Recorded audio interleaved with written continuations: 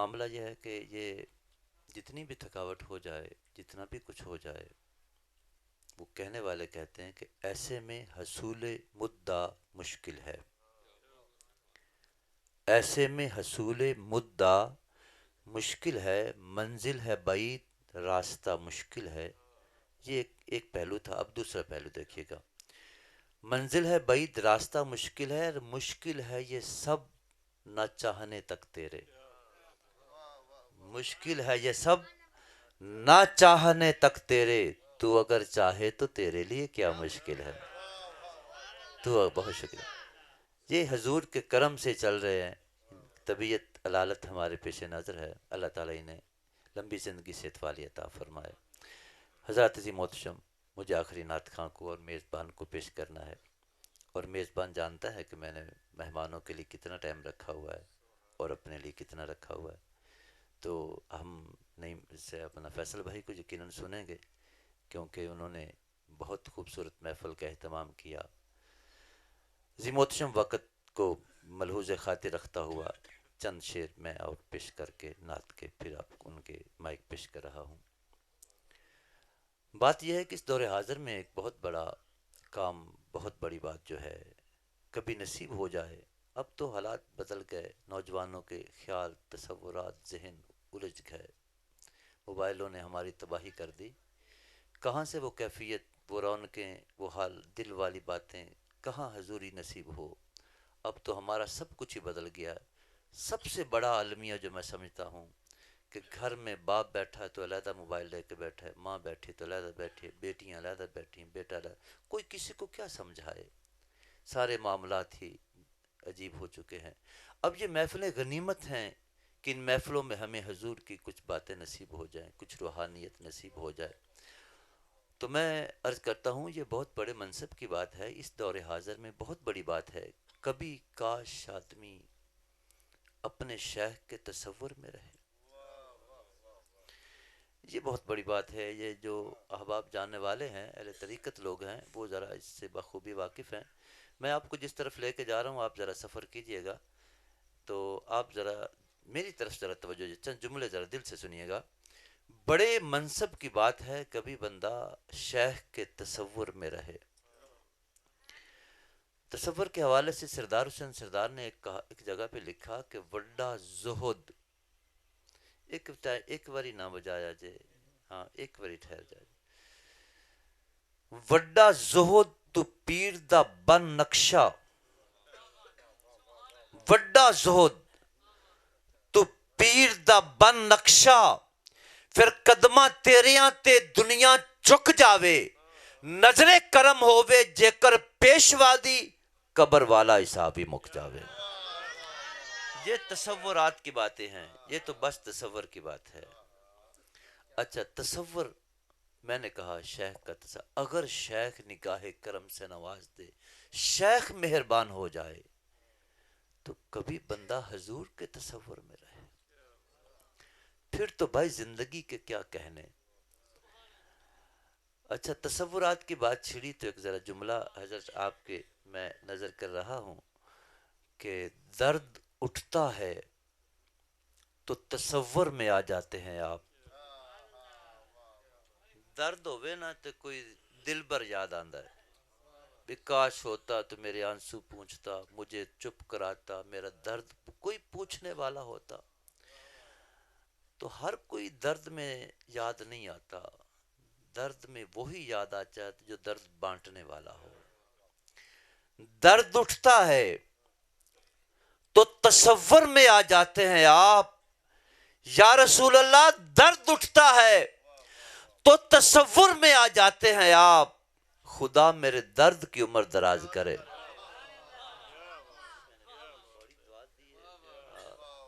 درد والوں کی باتیں ہیں اور ہم حضرت بڑے درد والے ہیں. میں انہیں قریب سے جانتا ہوں، بڑی کیفیت والے لوگ ہیں. اچھا درد کے حوالے سے ایک شعر اور. شاعر کہتا ہے کہ درد اتنا ہے کہ ہر رگ میں ہے محشر برپا.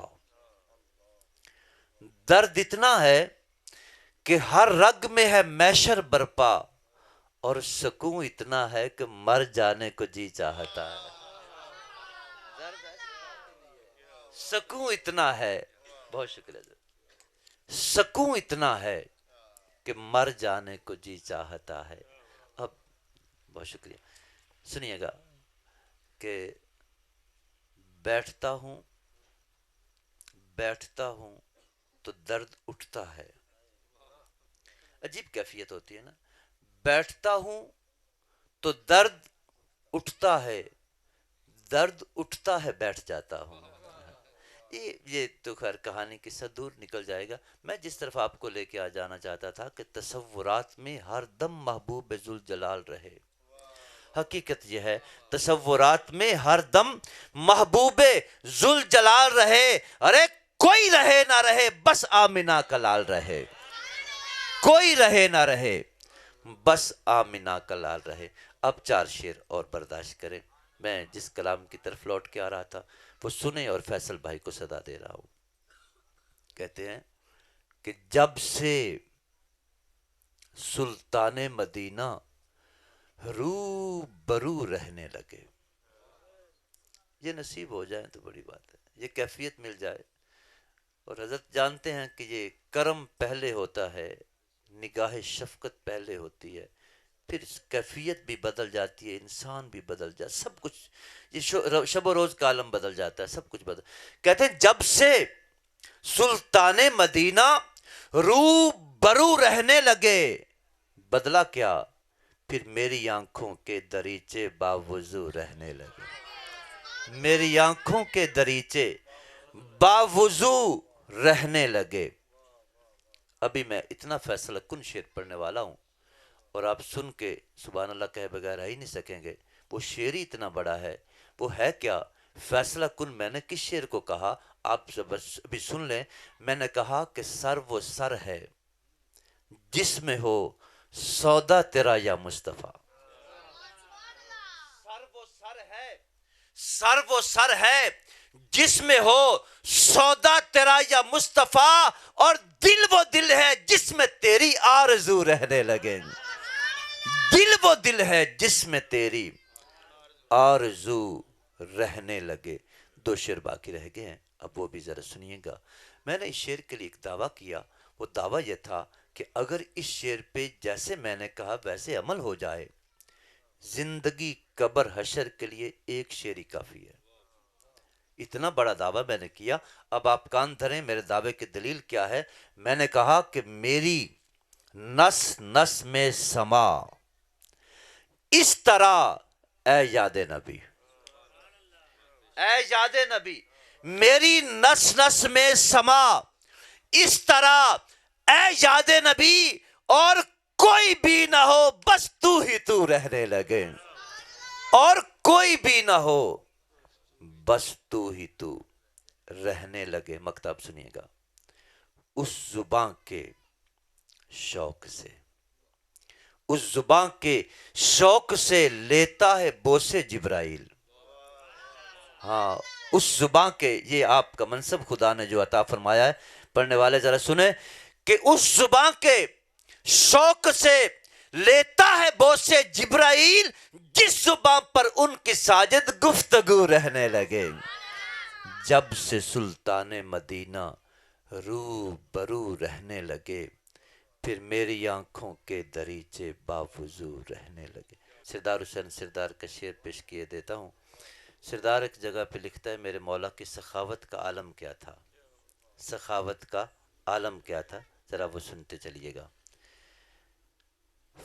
خیبر کو فتح کر کے میرے حضور مولا کائنات پاک تشریف لا رہے ہیں، راستے میں ایک نابینا سوالی کھڑا ہے، وہ مانگتا پھر رہا ہے در بدر۔ کسی نے کہا دیکھ مولا کائنات پاک آ رہے ہیں، ان سے مانگ، ہم دیکھتے ہیں مولا تجھے کیا دیتا ہے۔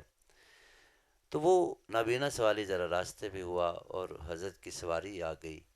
تو شاعر کہتا ہے مشہور قصہ نابینا سوالی، کھڑا سی دراہے تے بھکھا پیاسا، ستارے نو گردش تو چھٹی ملی سی، نابینے دی قسمت نے وٹیا سی پاسا۔